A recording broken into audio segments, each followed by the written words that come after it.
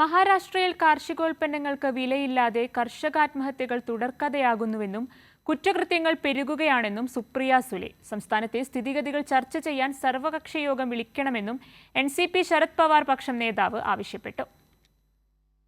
മഹാരാഷ്ട്രയിലെ സ്ഥിതിഗതികൾ വളരെ മോശമാണെന്നും സംയുക്ത ചർച്ച അനിവാര്യമാണെന്നും സുപ്രിയ സുലെ ആവശ്യപ്പെട്ടു. മഹാരാഷ്ട്രയിൽ കുറ്റകൃത്യങ്ങൾ പെരുകുന്നുവെന്ന് കേന്ദ്ര സർക്കാർ വിലയിരുത്തിയതിന് പിന്നാലെയാണ് സുപ്രിയ സർവകക്ഷി യോഗം ആവശ്യപ്പെട്ടത്. നാസിക്കിലെ സംഭവം നിർഭാഗ്യകരമാണെന്നും 2 ദിവസം മുമ്പ് വീണ്ടും ഒരു കർഷകൻ ആത്മഹത്യ ചെയ്തുവെന്നും സുപ്രിയ പറഞ്ഞു. दुर्दैवी झालेली या शिक्षकाची आत्महत्या असेल हे खूप चिंताजनक आहे आणि मी गेले अनेक दिवस महाराष्ट्राच्या माननीय मुख्यमंत्र्यांना विनंती करते की आपण एक ऑल पार्टी मीटिंग बोलवा. സർവകക്ഷി യോഗം വിളിക്കാൻ മുഖ്യമന്ത്രിയോട് പലതവണ അഭ്യർത്ഥിച്ചിട്ടുണ്ടെന്നും ഇതൊരു സാമൂഹിക പ്രശ്നമാണെന്നും ഗൗരവമായി കാണണമെന്നും സുപ്രിയ വ്യക്തമാക്കി. കാർഷികോൽപ്പന്നങ്ങൾക്ക് വിലയില്ല, വിറ്റഴിക്കാനും സാധിക്കുന്നില്ല. മഹാരാഷ്ട്രയിൽ വലിയ അഴിമതികളാണ് പുറത്തുവരുന്നത്. ആവിഷ്കാര സ്വാതന്ത്ര്യത്തെ തകർക്കാൻ സർക്കാർ ശ്രമിക്കുന്നുവെന്നും സുപ്രിയ കുറ്റപ്പെടുത്തി.